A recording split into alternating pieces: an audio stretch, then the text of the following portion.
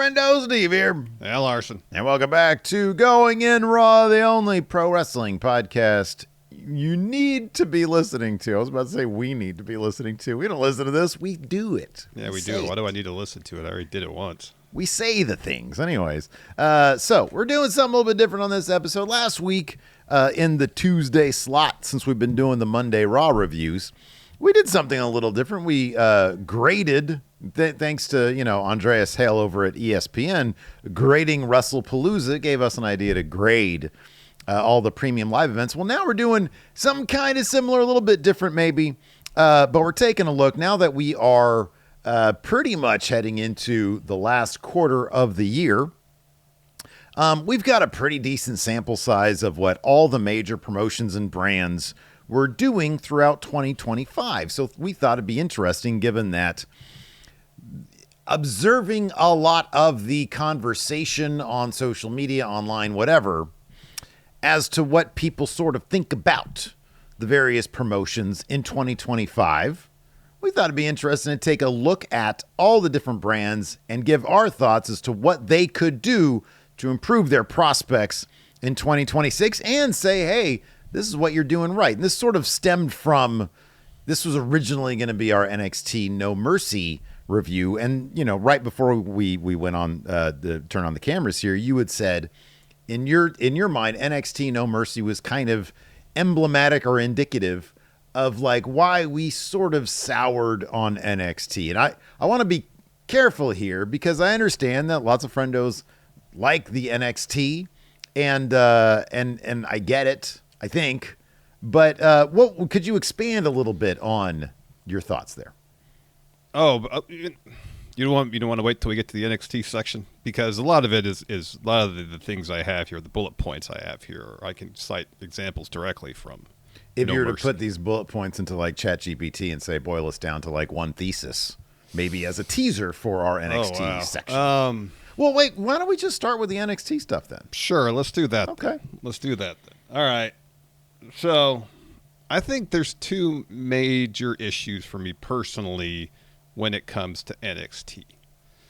The first is I don't feel like they do a very good job of building up wrestlers in story arcs that are ultimately satisfying for at least me, and I'm curious how other regular viewers of NXT feel about that. And I got two primary examples as seen here at No Mercy. You got Javon Evans, and you got Jada Parker. Two wrestlers who months ago seemed poised to be in featured roles high up on the card in NXT. Especially Javon Evans. Like, his arc seemed to be defeating Obafemi. That seemed clear as day back when we were watching all his interactions with Trick, with Oba as well. They had that whole thing where Trick was like, you're not ready to be champion.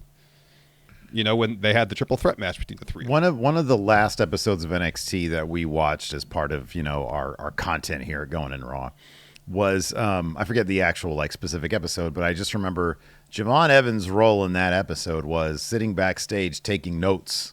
Yeah. And at the very end, I forget who it was, but somebody came up to him and said, maybe it was a legend or something, I forget, and says, you need to be focused on taking the top prize, ostensibly. You need to be going on your world title journey. Now, that was months ago. And what was his match at No Mercy, Steve? Wasn't it like the opener against Josh Briggs? Yeah. That to me is not the kind of, and of course this is coming off of a Friday Night SmackDown match that basically stole the entire show. Yeah. With the answering the Sami Zayn Open Challenge. It was a perfect showcase. Within the span of that match, Javon Evans, I know they're in Orlando, home of NXT, obviously. I don't know what percentage of the audience watches. They're in Orlando live in attendance, watched or has watched NXT, is really familiar with Javon Evans as a performer. Yeah. Regardless. Yeah. There was probably about 11,000 people in that building, and by the end of that match, probably about 10,000 out of 11,000 wanted to see him win. Yeah. Oh, yeah. Yeah. He is, without a doubt, one of the best wrestlers in the entire company. Yeah. I'm not just talking about NXT. I'm talking about all of WWE. Yeah, absolutely. He's a top 5 wrestler, and I've made this comparison before.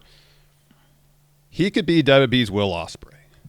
He could be the type of guy who could put on awesome matches every single night, plus has a character that's relatable and genuine. And he knows his character. He knows how his character should react in any given situation. Yeah.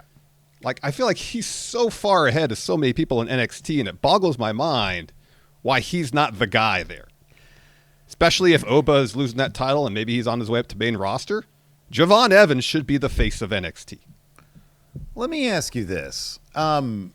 Ricky Saints was a pretty big deal signing for NXT. Yeah.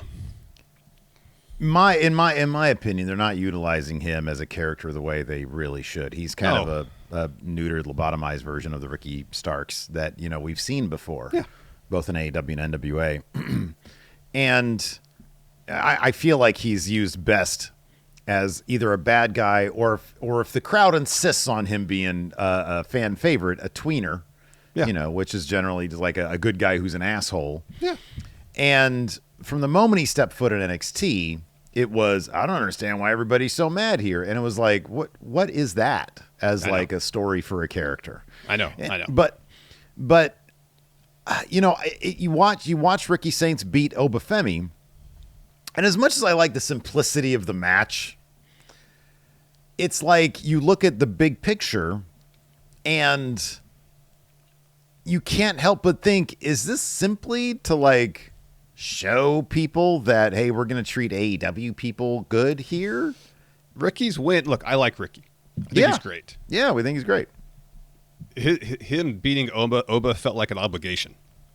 It did. Yeah. That's kind of what I mean. Like, it didn't feel like the natural endpoint to the story they're telling, whether Oba's getting called up, whether, I don't know what the reason. It felt like this is something we have to do, as opposed this makes sense to the overall stories we're telling at NXT. I will say this. You can sort of juxtapose that with how they're handling Blake Monroe.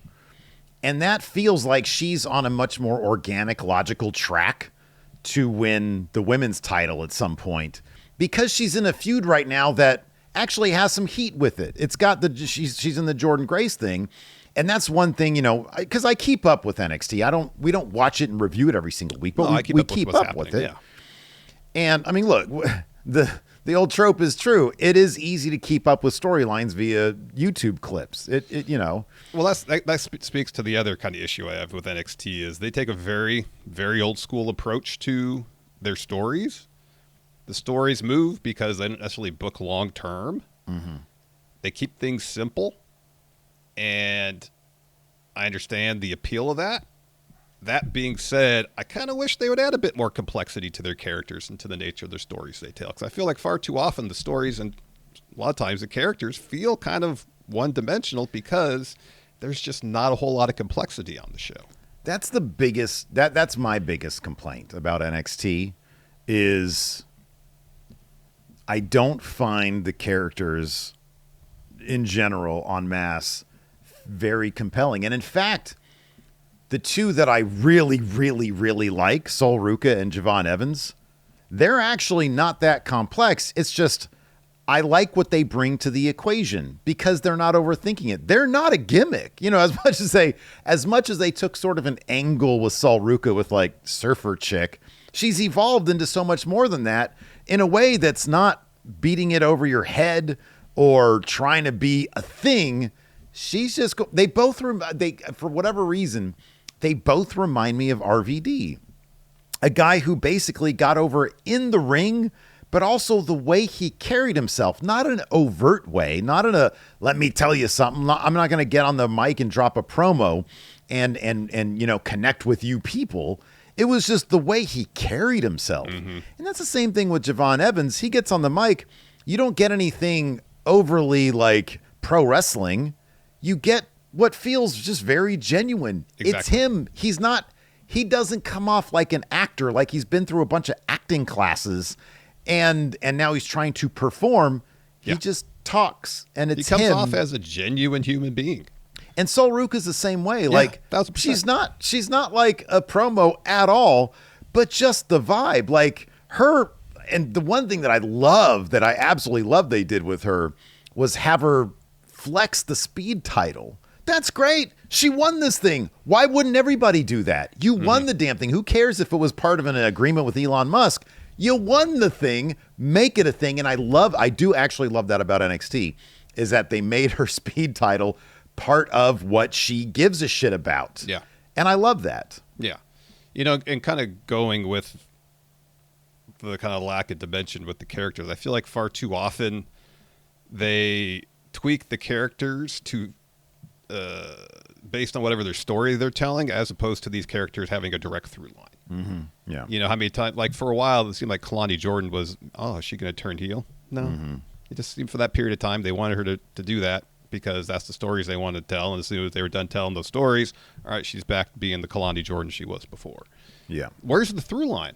Like, what's the motivation? What motivates her? And I feel like there's a lot of, because of that, some of the characters just feel not genuine and kind of hollow. Mm-hmm. Yeah. And it's great that at least there's Javon, there's Saul Ruka, that come across on television as not characters, as people. Mm-hmm. Yeah. And that's what I wish we had more of. Yeah. Yeah, it's a weird kind of thing too, because you think that, like, okay, maybe they have this method of storytelling, specifically like for the men especially. You have this method of storytelling because there might be a call up at some point. There hasn't been a single men's call up, like in the singles men's division, not the tag team, because we had Fraxium, but even that was a while ago. We haven't had one since like Ilya/Braun Breaker, like those were the two last, and it's like it's been a little while. Yeah. It's been a little while. And so they end up spinning their wheels instead of like investing in long-term stories, maybe because they could be gone at any moment. Somebody gave an interview recently, and they said that the whole call-up situation, golly, it's on the tip of my tongue who this was. The whole call-up situation was interesting because it's not like you spend time in NXT and then you get called up like it kind of used to be with Vince. With Triple H, it's you got to wait until there's like a thing they need on main roster, and then they look at NXT and who's going to fit that. Well, like in that case, you end up with like Trick being there probably way too long, so much so that he's a different promotions champion it's the now. Same thing with Braun Breaker too. It seemed like, all right, he lost the title, he's getting called up. No, it seems like now when they do that they take that approach. We've seen it with Braun, we've seen it with Trick. All right, your first run to babyface, you're going to turn heel, get some experience as a heel under your belt, and then eventually you'll get called up. Yeah. But the thing is, it seems like if the norm is going to be, odds are you're sticking around NXT for a while, you're not going to get the spontaneous call-ups like we got under Vince. Mm-hmm. There's more structure to that now, where they'll prepare a little bit in advance. So, all right, if there's a call-up coming in 2 months that's somewhat unexpected, all right, you have 2 months to at least handle it from the creative side of things. Yeah. Then why not try to tell some longer-term stories with a little more to them than two people who don't like each other and therefore fight. Yeah. I don't, it is curious, but that being said, boy, a lot of people really like NXT. A lot of people, the ratings, the show moves. I get that. That's one thing it has that it's different than main roster. The show moves. I'll say this. And I think this is one of the appeals for people. It's not main roster. Main roster is a very specific thing, and it can kind of stagnate. I mean, I'm looking at I got breakdowns for like Raw and SmackDown and my notes on those. SmackDown's a long list of things that and mainly it's like this is stagnant. Raw does kind of move. There are things that need to be fixed about it, but Raw is actually a pretty entertaining show. And that's sort of where WWE main roster is in general. It's sort of like it's not bad. It's not even necessarily boring. It just doesn't, it's not the most compelling thing in the world. And so it's like, I was plenty entertained by Raw this week. I was entertained by SmackDown this week. But like, nothing about it was like, oh my God. And in the world of wrestling, you really, A, need that. B, we've seen it before, so it is possible to do that. Yeah. And C, I think it's something that fans should expect. I think that now we don't have the excuse anymore. They don't have the excuse anymore of, oh, Vince McMahon's out of touch. Triple H is, by many people's accounts, a really keen mind when it comes to the creative pro wrestling. He can do this. He can create compelling television where we don't get endless Vision promos every single week. I know I really like Seth Rollins. Let me talk. Is there a bigger Triple H guy than Seth Rollins? I don't know. I mean, Seth, Becky, and Triple H. Those are probably top three. Mm-hmm. But here's the thing. As much as I like Seth Rollins, if he's going to open... Did you just call Triple H a Triple H guy? No, I said no one likes Seth. I meant to say no one likes Seth Rollins more than Becky, Seth, and Triple H. Oh, okay. Oh, okay. Yeah, sorry. I'm sure Triple H is a Triple H guy, too. You know, but if the Vision keeps opening Raw and SmackDowns every week, or 3 out of every 4 weeks with 20-minute opening segments, I want to see less of Seth Rollins on my TV, because for me as a viewer, that's not a compelling way to start a show every single week, which is what happens on Raw and SmackDown. It's so formulaic. One thing Triple H did when he took over is sometimes the show would open in the middle of a brawl. Sometimes the match would start right away. We don't get that anymore. It's people arriving at the arena in a 20-minute opening promo. Let's hold off on the Raw talk. We'll talk about Raw in more detail here in a second. Let's go back to NXT really quick, and we'll punctuate it here. You watched No Mercy. I watched No Mercy. Was there anything about it that you were like, hey, this is actually pretty good. I like where this is going. If they did more of this, I would probably be into NXT. Give me more Javon Evans. Yeah. First and foremost, I think he is such an exceptional performer. He comes across so naturally. Like I said, he comes across as a full, like, his character doesn't come across as a character. He comes across as a person, a genuine human being, not somebody playing a character. Mm-hmm. And that's awesome to see. It's another parallel I see with him and Will Ospreay. Will Ospreay doesn't come across like he's playing a character. He's just Will Ospreay, true. You know? Very true. And that's refreshing to see. You mentioned Saul Ruka. I think that's another name that comes across that way, as opposed to she's playing a character. With so many other people in NXT, it's obvious they're playing characters and they're performing characters. And I feel like there's a disconnect between, in a lot of cases, who they are and the character they're playing, and so their characters come off as genuine. Yeah, we've always heard that, like, wrestlers are at their best when it's them turned up to 11, right? Yeah. It's like, hey, I'm in a comfort zone, and therefore I can explore this character because it's largely me, but a stylized, idealized, whatever version of me. And that's sort of my thing too. Isn't it wild that they had this Ricky Saints build for like 3 weeks? Yeah. Obafemi has been on this run as world champion, the destroyer, the ruler, the guy right. And the guy that instead of having this huge moment where the guy that beats him actually, and the same exact thing they did with Tony D when he beat Obafemi for the North American title, is you have this really short, and it maybe, I'll say this. If Obafemi doesn't go to main roster, like within the next month. Yeah. What's the point of this? Why did they do this? I know. And if it was because they could have had Javon, and if I guess the twist on that is maybe Javon is that if either Oba or Javon don't go to main roster in the next month, then why in the hell did they do this? I know. What was the point? Why did you not build this up to a big, and that's, I think, my main issue with NXT is it used to be when there was a title change, it was like a signifier of a new era. It was, oh, this has been building to this moment, and then you pay it off. And it's all part of a story that sort of has weaved in and out. And in this case, it was like, well, Ricky Saints figured out that you could dump Obafemi on his head 4 times with the DDT, and then he could win. Yeah. It's like, Obafemi went into this, saying to Ricky, what's so special about you? Got dumped on his head 4 times and then lost, Not like the most compelling story. No, it's a very simple kind of old school thing, and I get it. I get the appeal of that. Yeah. I just would kind of like more, and I'm looking at the card here for No Mercy, and like Tavion Heights, I think has a ton of potential. Yeah. I think he's really good in the ring.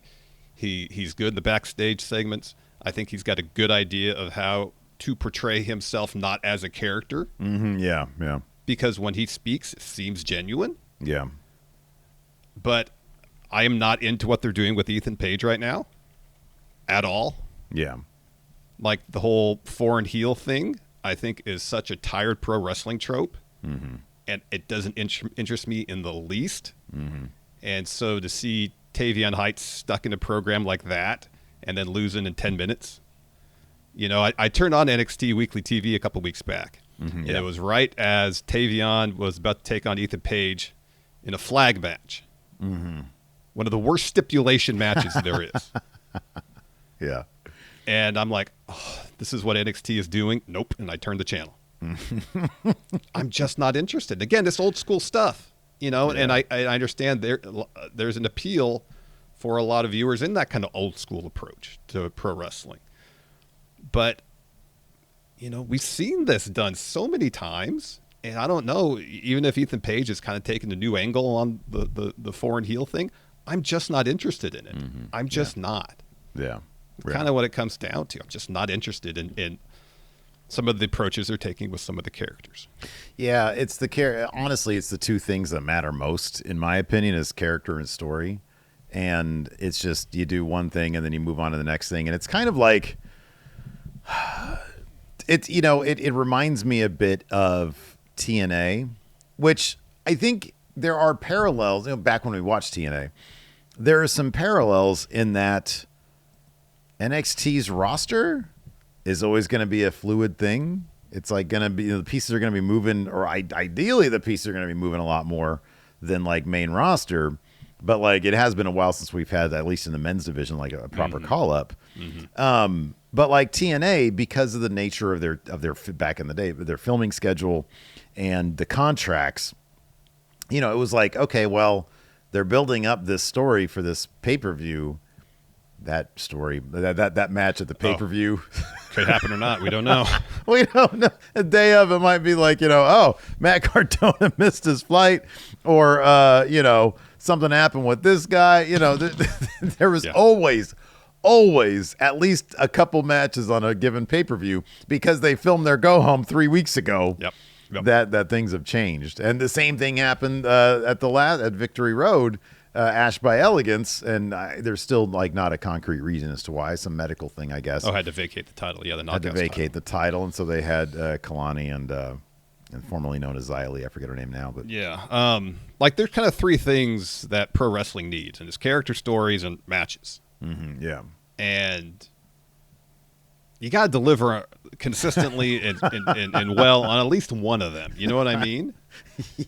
And there was a time when NXT, back when Triple H was running it, where all the characters were kind of the same and the stories were kind of whatever, but you could count, especially at takeovers, the matches were awesome. Oh, those matches are going to be good. But then AEW came around and was like, we'll give you this on every week on TV. Takeovers every week, basically. All right. Right, yeah.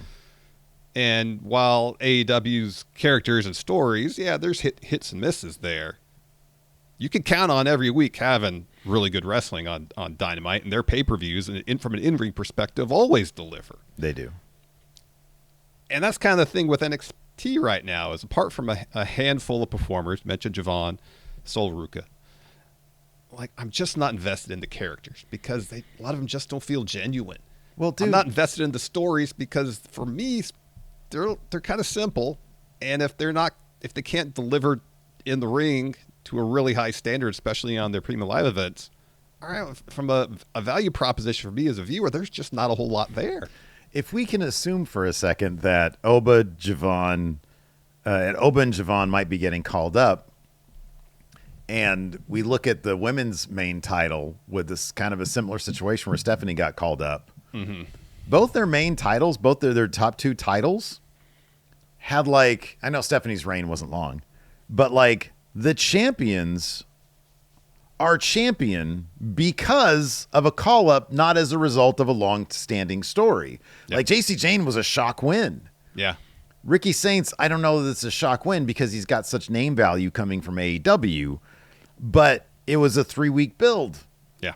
And you've got, like, Trick and Javon both kind of, like, angling to get at that. and then instead they do a different guy. And it's like, why am I investing my time into this when I don't even mind like a shock title win. I'm fine with that. But like when both of your main titles are clearly it's not because they wanted to do a shock title win that they thought the writing would be good on that. It was circumstances get in the way. We have to do this, which like we didn't really plan for. Mm-hmm. And that to me is like, it takes me out of it. It does. Knowing that circumstance dictates story, not creative dictates story. Yeah. And as a viewer of any wrestling promotion, you invest in the characters, not even wrestling programming, any show you watch that you watch long term, it's because you're investing in the characters and their journey and the outcomes. And, as I mentioned earlier, they're telling these stories with the performers in NXT in these arcs that seem like they're leading somewhere, only for that particular part of the arc to come to an end, and then they're kind of like back at the beginning. That's just not satisfying for me as a viewer. Yeah. If someone seems on a certain trajectory to go to a certain destination, instead of going to that destination, they're kind of back at the beginning. Mm-hmm. Well, why did I invest all that time in their journey if that investment's not being rewarded? Yeah. October is one day away. We got the October Predictions Challenge coming up with Clash. Crown Jewel, Perth, and AEW Wrestle Dream. They're on October 11th and 18th. And if you want to get in on the Predictions Challenge, you can do that by clicking join right here at youtube.com/Steve and Larson, or by going to patreon.com/Steve and Larson, clicking on the Friendo Club setup, and that'll get you the Predictions Challenge. It'll get you bonus episodes, which we'll be doing a new one next week, and gets you access to our question threads for the episodes. Let's talk about Monday Night Raw, because as I said, I don't think like anything on Raw is particularly egregious. It's just I feel like there are some tweaks that they could do that would go a really, really long way. I'll start off with the women's division. I actually think the women are in a pretty good place. If you look at who the champion was, Naomi, I thought she was doing some really, really wonderful work. Mm-hmm. Very entertaining stuff. I think what they have now going on in kind of their above title scene with Rhea, Io, Asuka, and Kairi, I think that's really good stuff as well. There's the possibility, but I don't think it's likely that because they're going to be in Perth, that might main event. Maybe not, because you've got the Crown Jewel Championships on the line as well. I'm sure. So Cody Seth is probably going to be regardless, it main evented on Raw last week. It was a big angle. We had another big angle this week where it was something I was watching and I was like, holy shit. That was cool. I'm invested. Io turned around. She told Rhea, I can't because they're my family and I love them. And then Rhea gets attacked. Io comes to her defense and says, hey, I'm going to line up with you now. Lots of intrigue there because I don't know if Io's going to turn on Rhea or not. And that's the complexity that we're talking about. Now, is it super complex? No, but there's dimensions to the characters beyond, we don't like each other, so we're going to fight. And they're able to use the history of those characters. That's why I think main roster's main advantage is people are there for a while. Mm-hmm. They're set, they're settled, and they're able to build their history together. That's why you have these awesome video packages with Seth and Cody. Now, do they talk too much? Probably. Yeah. But a lot of what they have to, I understand why they do that though. And there is a lot of history there. When Seth says, you're not my friend, you're a means to an end, and I chose the lesser of two evils when he talks to Cody. And to his credit, Seth's performance is such that I don't even know that he believes that. It's actually a pretty darn good performance. It's just we've seen these guys a lot, and they talk a lot. Yeah, and then they take the fairly circuitous routes to get there, and that's kind of like my first kind of complaint about Monday Night Raw is too many of the 20-minute promo segments, especially open the show, spoke about earlier. Like I feel like you need to grab the viewer. I think we both have been somewhat critical of AEW's approach in terms of how they lay out their weekly shows. A lot of times they'll open the show with what you think would be the main event, but at least as a viewer, you're grabbed. Mm-hmm. This is something I could get into immediately. Now if it's a situation where, hey, people are arriving at the arena, someone gets attacked, we get this huge brawl, something that's dynamic and interesting to open the show. I'm not saying every week, but on a more regular basis than it happens now. This is for both Raw and SmackDown, actually, because now SmackDown kind of follows the same pattern, too. Because it just feels, it feels formulaic. There's no dynamics to it, really, unless you want to wait the 15 minutes till whoever's doing the promo gets confronted by whoever they're feuding with, because it inevitably happens. And like, give me something that I could grab onto immediately to start your show. I'm invested then. Yeah. But if it's the same group of people, like the Vision, coming out, basically cutting the same promo they did the last 3 weeks, just in different verbiage.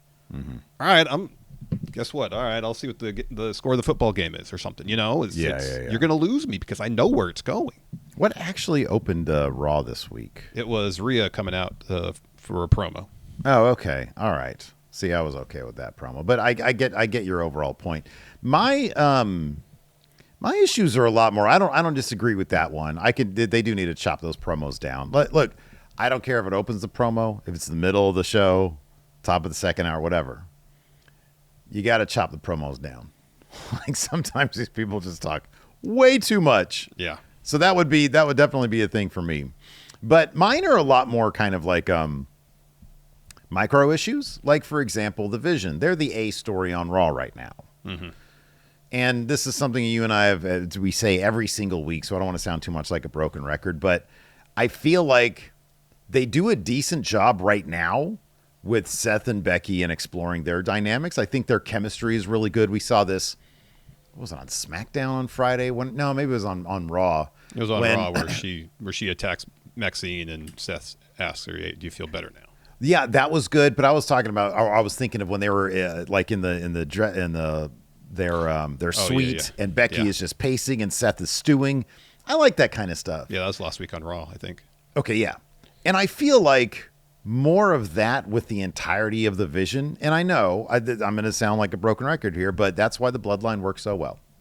Is because we got a chance to explore all the dynamics within the characters. If you did that more, it'd be much more compelling. And then you'd be looking for little details when they're all around each other, like, oh, what are they thinking? What are they, what is their ulterior motive? What's their ambition, et cetera, et cetera. It's literally the second thing I have here. But here's the thing, too. I wonder, let's say Seth holds that title till WrestleMania, loses it to CM Punk there, hypothetically speaking. Mm-hmm. Is the Vision going to be a thing after that? I suspect, my suspicion would be they would be, and Seth would get that title back. I think if Punk gets it, I don't think he's going to have it for like an extraordinarily long period of time. I could be wrong about that, but if you look at how Triple H was booked during his quote-unquote reign of terror, what would happen? He'd lose the title, he'd get it back. He'd lose the title, he'd get it back. And that was the reign of terror. It was, he would always, he put over Randy Orton, then he would get it back from Randy Orton. He put over Batista, he'd get it back. Like Ric Flair in the 80s. And I feel like it wouldn't shock me anyways if they did the same thing with Seth, because there are a number of people who kind of maybe need to get that world title, like CM Punk, obviously. Sami Zayn is going to get it at some point. You could argue for LA Knight, which is one of my things here.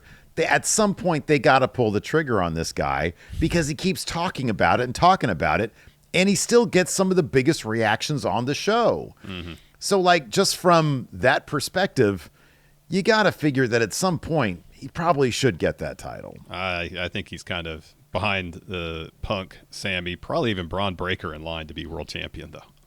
Oh, I don't know about Braun. Braun, it's going to be a while. The way they pace things out, it's going to be a long time for Braun. Could be, but I think it might be a little while for LA Knight, too. Well, he doesn't have that. He don't have that much time. He doesn't have that much time, but I feel like he's going to have to wait. The second thing I have on here is explore the dynamics between the members of the Vision, because that really needs to happen, especially if they're going to be around long term. By that I mean post WrestleMania next year. They got to do more with the tag division on Raw. Judgment Day. More? Like they do anything something right now. Yeah. Something. So right now, Judgment Day have the tag titles. You wouldn't really know it unless they had them in their hands because they don't defend them. Mm-hmm. The one story going on the tag division is the New Day mourning the loss of those titles, which happened months ago. Yeah, they're feuding with Penta. Mm-hmm. There's nothing going on in the Raw tag division right now. Move a couple teams over from SmackDown. So there's actually more teams apart from 3 on the Raw tag division, and start telling some stories. Explore dynamics between the teams and the members of the teams. I think it's probably far more likely. This is why I don't even have anything about the Raw tag division here, because I feel like by the end of the year, it's going to be the Vision's tag team titles. And there's kind of at that point, they are going to make the Judgment Day look like John Cena's Open Challenge in terms of how often it's defended. They are going to sit on those tag titles like they always do with the tag titles. It doesn't matter which iteration of Judgment Day it was. They've always just sat on those tag titles. And so I feel like the Vision is going to get them. And yes, it would be awesome for them to tell stories with them. But I feel like that's going to be it's like, well, you know what? They don't do that anyways. It would be great if they did, but they don't. But like you said, they don't really have any tag teams anyways. And one of my things here is, the New Day, they're just stuck. Yeah. They're just stuck right now. The other thing I have, the other main character on Raw, CM Punk, we mentioned it before. And I was thinking about like how you get CM Punk from you people babyface to somebody that's a bit more interesting from a character perspective. And without going heel, because that's kind of an obvious route, and you don't want to do that right now because you already have Seth as a bad guy, and CM Punk is incredible. He's huge for business as a babyface. He's like Raw's Cody, even though Cody's on Raw these days. You got to give the guy some vulnerabilities. You got to make him question himself to a degree. I go back to they brought AJ Lee in, and I feel like if you do something along the lines of what they did last week with AEW and what they did on Raw with Edge and Beth Phoenix, where she got concertoed by the Judgment Day and was like, oh, damn, she's kind of a liability for Edge. Like, that was fucked up. Even after he said, I quit. That was such a great moment. That was such an underrated, great Edge moment. But if you do, and I'm not even advocating for a copy and paste with AJ Lee, I'm just saying Punk as the hero is way too confident all the time. He's way too bulletproof all the time. And it's always like, he's too comfortable. Yeah. It's the Superman syndrome. You need some weaknesses. And it's like his weakness is always simply Seth Rollins gets involved. And it's like, okay, that's not like a character weakness. That just fuels him more to be like, oh, Seth Rollins, you dastardly foe.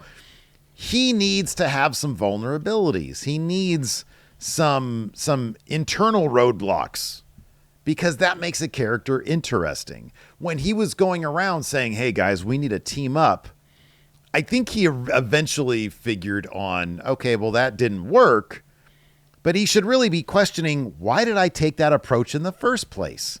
That was bad strategy on my part. And as a character, he never really seems to be the type to be self-reflective. And I feel like more characters need to be that way. Yeah. 1,000%. Or at the least, if he doesn't think the strategy of getting everybody to team up was a bad idea, why are people hesitant to team up with him? What's his perception amongst the locker room now? And how is that going to affect him going forward? But he just shows up 2 weeks later. It's just, oh, I'm mad at Seth. Mm-hmm. That's all it is. It's really one-dimensional. I'm angry at you, Seth, because, list the reasons. Yeah. Also, they got to advance the Dom and Finn stuff. That's got to happen. They got something really good with Dom Mysterio. Mm-hmm. They've got something. And that's, Raw, like I said, Raw does have enough for me to sit there and be entertained for 2.5 hours. By the way, it was a genius move to bring it to 2.5 hours. That really does 2.5 hours versus 3 hours. That extra half hour really makes the difference, because when you get to 6 o'clock or 6:10 and you're heading to that main event, it's like, all right, man, like it feels kind of breezy. And I think that was a really, really great move. Dom is one of their best characters. I think that they do a lot of stuff right. When they focus on the women's division, I mentioned this earlier, I think they do really well. I'm always entertained by that. The Dom stuff, I'm always entered. The Judgment Day stuff in general, I'm always entertained by that stuff. Even It's if all they character don't. dynamic stuff. It is. That's what's great about it. It's all character dynamics. You know, you get the clubhouse, you get the backstage stuff, and you got Dom mixing it up with Americanos, and Finn doesn't like that because he wants to be in control. Meanwhile, you got Raquel keeping an eye on Dom and Raquel because of the, Roxanne because of the Liv stuff. Yep. I mean, that's five different things happening all in one group. Yeah. That's the kind of stuff that I feel like you can aim to achieve that level of dynamic across the board, both brands. Yeah. Yeah. I don't think it's asking too much. I don't think it is. I don't think it's, you wouldn't think it'd be too difficult to do that. I wish they would do more of that. Same. You want to move on to SmackDown now? Let's move on to SmackDown. This is a pretty big list I've got. So the number one thing I got here, and it speaks to the stagnation over there on the Blue brand, and that they got to develop some new stars over there on SmackDown.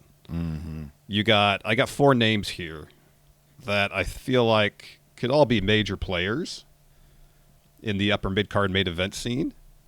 And for the most part, save for one name, they ain't doing much with a lot of them seemingly to get him to that level. I got Carmelo Hayes, and he's be feuding with The Miz here in a little bit, but that's far from a guarantee that it's going to be a elevation up the card for him in the near future. Let me really quick on that note. Let me play devil's advocate a little All bit right. here.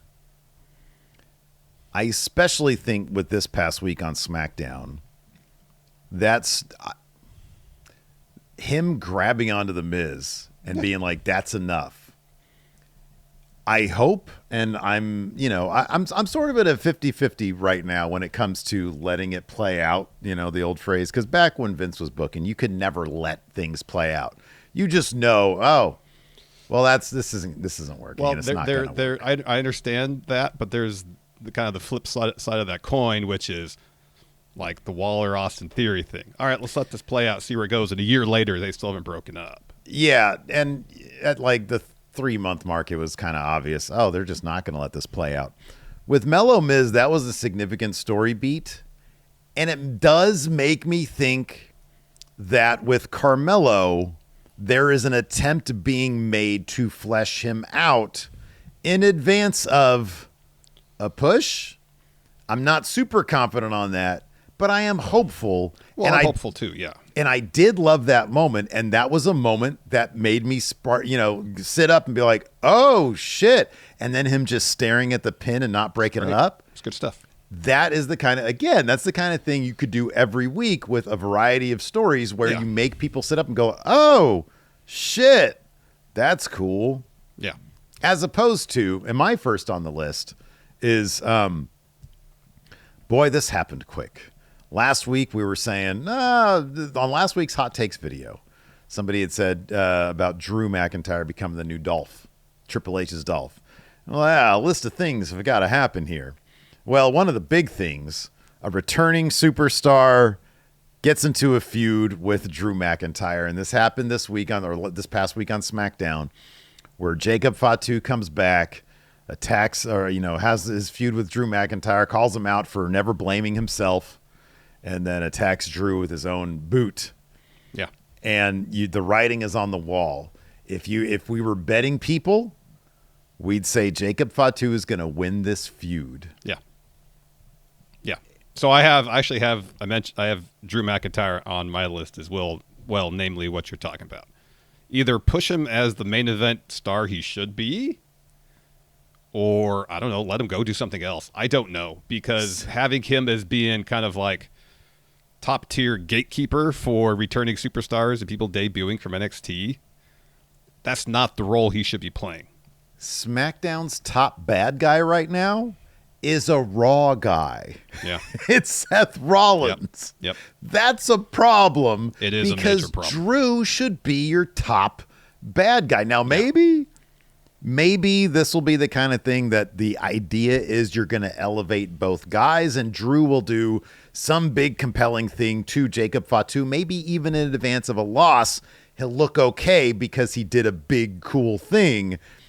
And then when he's done with Jacob, they can go back to him and Cody. I don't know. But him limping out there in his own medical boot was not a good look for him. It wasn't. And the fact that they kind of got him away from the Cody storyline so quickly after his match.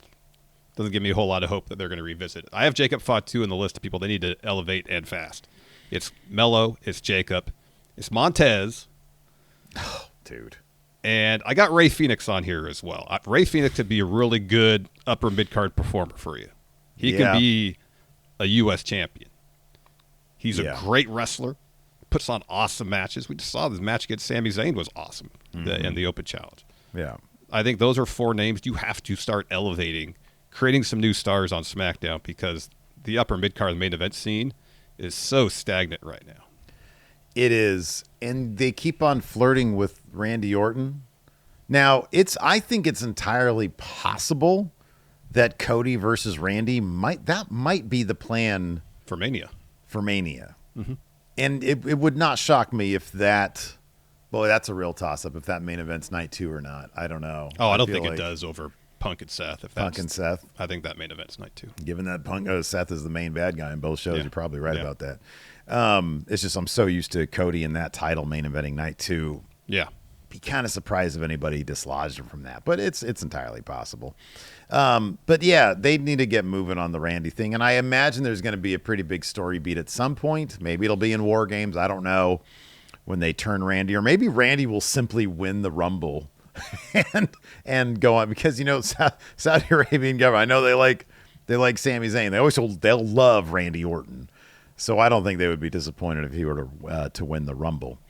I don't think anybody would be disappointed if Randy won the Rumble, to be honest with you. Probably not. He does really good work when he's around, you know? Yeah. As long as he's invested in what he's doing, he does great work. Yeah, he really does. Next here, I got SmackDown has kind of fallen to the habits of Raw to a degree when it comes to the tag division there right now. There's really only 2 tag teams on SmackDown right now. It's the Wyatts and it's the Street Profits. Yeah. Mello Dope Miz might not even last the month, or at least the year.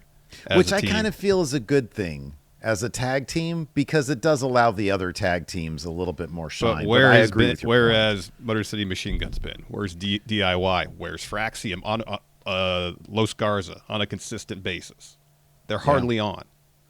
That was not the case just a few months ago, where every week we were getting an awesome match between 2, if not more, of those teams, and all the teams at some point would interject themselves.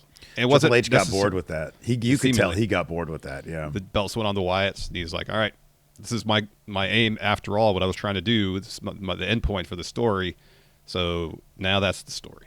It was every week having like AEW quality matches. Yeah, and he seemingly got bored with that, because that's on mine as well. Tag division, because here's the thing: over on Raw, like you said, they have 3 teams. On SmackDown, they got a bunch. They got so much good talent. They're all great. Tell some stories. You have the cast of characters to tell some stories. And they were going to do that, and then the Wyatts just completely put that to an end. Mm-hmm. We had a couple of VHS promos. You got the Street Profits thing, which is just, they need to break those guys up at this point. Like, you have to, unless you're going to tell some story with them. But like this whole... We were not on the same page for all of 5 minutes of one match. And now we're back on the same page and haven't changed, haven't learned, nothing has changed here. Contrasting to Raw's women's division, SmackDown's women's division is stagnant as hell. You got Tiffany as the champion with the same 2 people that she's been feuding with for ages now, Nia Jax and Jade Cargill. It all came to a head kind of this past Friday with the botch pin thing, which I think just sort of like made a lot of, if that hadn't happened, I feel like people would still be bitching about this, and rightfully so, because it's been the same cast of characters for ages now. But that, the botch pin situation was kind of like the thing where people were like, come on, and on top of that, we've been having the same shit over and over. Well, one doesn't have to do with the other, but it did sort of put a spotlight on that, and it reminded people, we've had the same 2 people challenging for this title for a very long time now, or seemingly. And if you look at the rest of the roster, they ain't doing shit with Chelsea Green, who should be in the title picture. Julia, pairing her with Kiana James was an epically bad decision. Yep. It just there's no chemistry. They don't fit. It doesn't make a lick of sense, which is sort of the most important thing. Yeah. You got one terrific talent in Michin, who's basically the Dolph Ziggler. And then you got her in a tag team with BFAB, which they've got good chemistry and all, but like they're not really doing anything with them beyond a feud with a singles, which is Julia. There's been some good matches along the way, but none of it is terribly compelling. They're just not. And then you got Charlotte Flair and Alexa Bliss as tag team champions, and they had some good stuff going, but they've cooled. They have. Because they're not really in any stories with any tag teams now. No, not really. Yeah, if and when Jade wins that title from Tiffany, hopefully that'll be a bit of a shakeup. Hopefully Bianca's due to come back sometime soon. That would be a huge deal. And that would be a great addition to what they got going on over there. Because, yeah, you're right. There's not a whole lot. It doesn't seem like there's a ton of excitement about what's going on in the SmackDown Women's Division right now. Ideally, you need to either move some pieces or, ideally you bring a couple people up from NXT because they've got a deep women's division there. And we saw a hint of that maybe with Sol Ruca and Zarya. But yeah, they need to bring some people up. I think Sol Ruca will get a Javon type reaction when the main roster crowd gets to see her in a call up. And she's done. Her personality has opened up a lot as well. It's one of the main bright spots of NXT for me as well. Is Sol Ruca. So yeah, that's pretty much all I have for SmackDown. But that's a lot of the show. It is. That's a lot of the show. It's kind of most of the show. Let's talk AEW then. Obviously saying something like this applies to any promotion. Like do better stories is kind of a broad generalization. It's really hard to kind of say in concrete terms what they need to do to accomplish that other than dedicate more time to telling decent stories. But there's one thing that AEW, when I feel like they're hitting on all cylinders, they do really well, just as bad as well as anybody in the wrestling sphere. And that's when they've really focused on exploring character dynamics, especially within the context of wrestling matches. I think when they do that so well. They don't do it enough, though. Yeah, that's one of those things that is, it's kind of a subtlety. Yeah. And if you're not doing it a ton, it's just going to get lost. It's just not terribly compelling if it's not being pointed out. It can be. Like, for example, when Hangman won the title and you have the Young Bucks down there ringside and you have Matt kind of nodding at Hangman. All right, go ahead and do it. The first time, yeah. Yeah, when Hangman won the title the first time. That kind of stuff. And yeah, on its own, is it super compelling? No, but within the context of what's going on, it adds a richness to the moment. When Hangman and Kenny lost the tag titles, there wasn't a huge showy thing. Kenny just didn't catch Hangman when he was about to fall over. And that felt so much more powerful than Kenny hitting it with a V-trigger or something, Yeah, dude, you could even look at All Out and see, the moment where Daniel Bryan slid the plastic bag to Darby. They are very good at adding story beats to matches. But you're sort of taking one vital element, and I think they should absolutely continue to do that, like make that a thing, because that's part of why they do one thing better than anybody else, and that's the actual wrestling matches. Mm-hmm. It's just the rest of it. And it's like, man, AEW is going to live or die based off of that. They've decided we don't want to partake, with rare exception, in the soap opera antics that a lot of people in pro wrestling, a lot of fans of pro wrestling really value. They've decided that we do well enough on the wrestling, and we will present characters, but oftentimes the characters are not going to dive into the larger stories that people really enjoy. But the rest of the weekly wrestling is a venue to push the pay-per-views, which is wild because like the vast majority of their revenue comes from the weekly television that they put on. You know, I think they do a really good job creating characters. It's just the weekly television tends to not be like this last week on AEW. We had Hangman, he's got kind of his own Sami Zayn Open Challenge type situation where he's just giving opportunities to wrestlers who otherwise wouldn't have gotten opportunities. For example, Lee Moriarty. And it was a terrific match. And yes, he did get mixed up in some Death Rider stuff, which might indicate they're going to do, you know, more of him and Mox, I guess. But it's like, okay, I know who's going to win this match. There's no drama around that, so I'm just going to sit tight and watch some good wrestling. They've decided that's what their thing is going to be. Yeah, AEW is about performance. It's about performance specifically in the ring. Now, I thought of maybe an approach they can take to maybe generate a bit more interest. And it's not necessarily having anything to do with stories, but more interest in their weekly programming. Is maybe take a bit more of a less is more approach with the pay-per-views. Rather than overstuffing the pay-per-views with 12 to 10 matches, maybe give us 7 or 8. Well, there's 2 to 3 potentially relatively high-profile matches then you could have on TV. That would generate more interest than another 8-man all-star tag with $500,000 on the line, you know? Yeah. You know, the potential is there, at least if you offer, with the feud you got going on, a couple more blow-off matches a month. Or matches where some story beats are going to happen. That might normally be on pay-per-view, but you have them on weekly television. All right, then weekly television feels a little bit more consequential.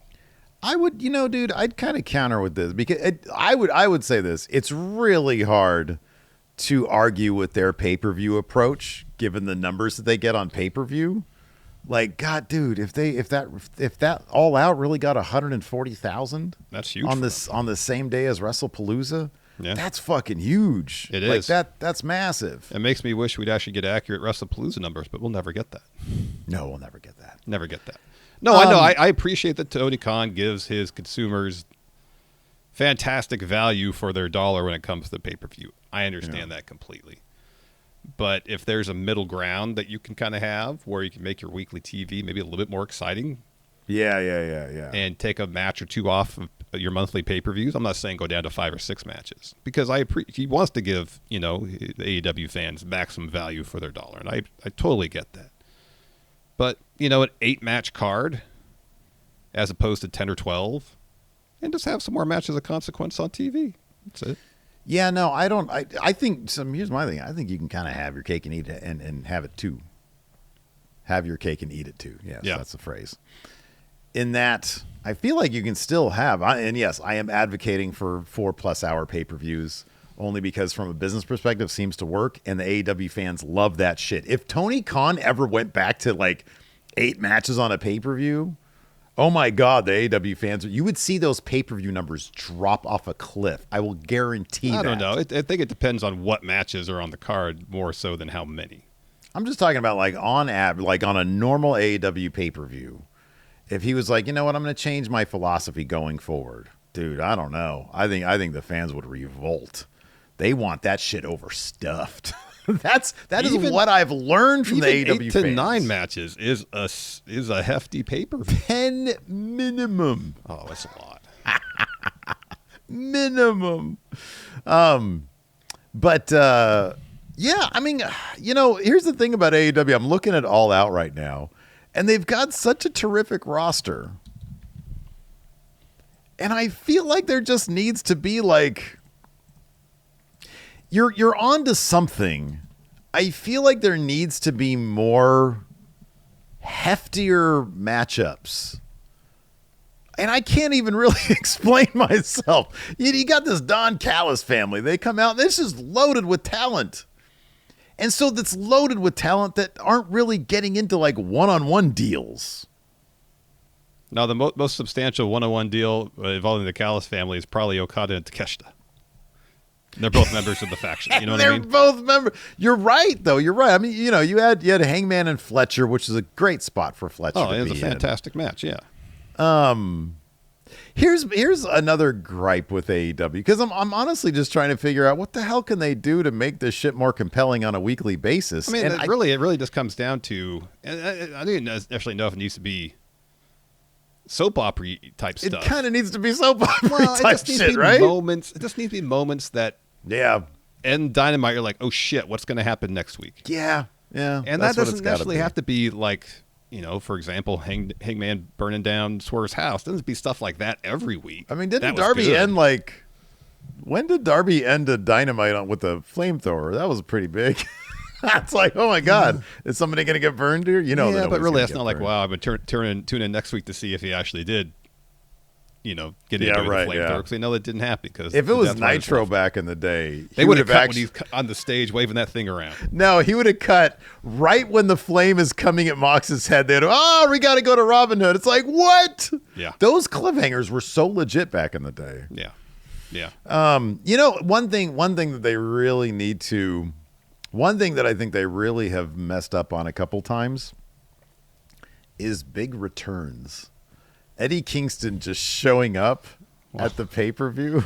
I mean, historically speaking, they don't really do returns or debuts consistently well. That's one thing that they need to do better, I think. Yeah. Set people up for a huge thing. I'm so bummed out about Hologram being injured. Yeah. What does that mean for Clone then? I know. I don't know. But know. yeah, they need AEW. But here's the thing. I say AEW needs more soap opera shit. But again, AEW fans would revolt if they started doing that shit. They'd be like, oh, they're WWE light. I didn't sign up for this. And when you have 140,000 people buying one of your pay-per-views, man, I don't know that you piss those people off. Even if you're, See, I think doing more sports entertainment, soap opera stuff would upset the fan base more than cutting a match or two off the pay-per-view. All right. I would, if I'm Tony, I don't know, you want to listen to this guy over here. That's kind of my thing. Ever since we stopped doing like the AEW watch-alongs, I don't mind that shit. I don't mind 4-hour pay-per-view. The 20th was an outlier because then we had to hop right into WrestlePalooza. That was an exhausting day. I was so tired at the end of that day. Yeah, I wasn't into that. But that's just, the trials and tribulations of a fucking Well, it content doesn't look like creator. WWE's doing the counter programming for the rest of the year at least. Yeah, exactly. Let's talk about, for a little bit, TNA, New Japan Pro Wrestling. I have one thing here that's pretty major for TNA. And right now, I think availability, at least for me, is a major kind of roadblock in terms of watching their stuff. Man, remember when they would put $1 a month on YouTube for a membership? And you could watch it on YouTube. You get to watch Impact there. Yeah. Now, if they get a TV deal on a network that I actually get, I'm not saying I'd watch it every week, but I'd be like, all right, let's see what Impact is doing. Because obviously they got a lot of buzz around them. They're getting great crowds. They got this partnership with NXT and seemingly is working out pretty well for them. Yeah. I'd be curious to see what they're doing, but I don't want to have to subscribe to whatever they call it, their thing, their streaming service. Because I'll do it, and I'll forget I did it, and like 12 months later, what the hell is this on my bill? What the hell is this? Oh, yeah, TNA that I subscribed to watch one episode. TNA Plus, mind you. TNA Plus. So I think that's a huge thing. If they get a TV deal on like an actual network that people can actually watch, then that's going to be pretty huge for them. So I'm hoping that if they get a TV deal, they will be able to lock down that roster and have a more stable situation. Because it's interesting, though, because TNA's kind of in a place where I don't feel like there's going to be a whole lot of people leaving per se. Just based on the kind of the makeup of the roster right now. I mean, a lot of people are there because they were in WWE. People like Matt Cardona, he's trying to get back to WWE. They don't seem interested. Well, he made it to NXT. Yeah. Like Moose, you'd think has had opportunities to pursue opportunities elsewhere and continually re-signs with TNA. Yeah. But like Frankie Kazarian, he's in his 40s, and he's kind of been everywhere, and it seems like he might be very well content to wind down his career in TNA. Yeah, I don't know. Honestly, I don't know. Like, availability is absolutely something that I think would be great. I don't know in terms of, like, what could they do to, like, I don't know, generate some buzz. What like, if they just humiliate NXT during this Invasion storyline? Win every match. Win all of NXT's titles. Yeah. I mean, sure. I don't know what they could do. I don't know. Like, you got to do something. I don't know what. It's funny because, like, AEW really does present like an actual alternative to WWE. Yeah. They don't do what WWE does. No. So it's like, okay, WWE is like the Marvel movies, and AEW is like, I don't know. Give me a good allegory. Well, I mean, they're kind of like the films that don't get made anymore. The kind of mid-budget, maybe kind of genre movies. Yeah, that are cheap to make, relatively for a studio. I'm saying cheap to make. That'll make a small profit, so they can then fund more of those. And those movies don't really get made anymore. Yeah. That's kind of what AEW is. It's something that, all right, I don't really want the huge Hollywood spectacle. I want a story-driven movie that'll entertain me, that might have a little bit to it, in terms of thematic content, and that's what AEW is. You know what's lacking right now? Let me ask you this.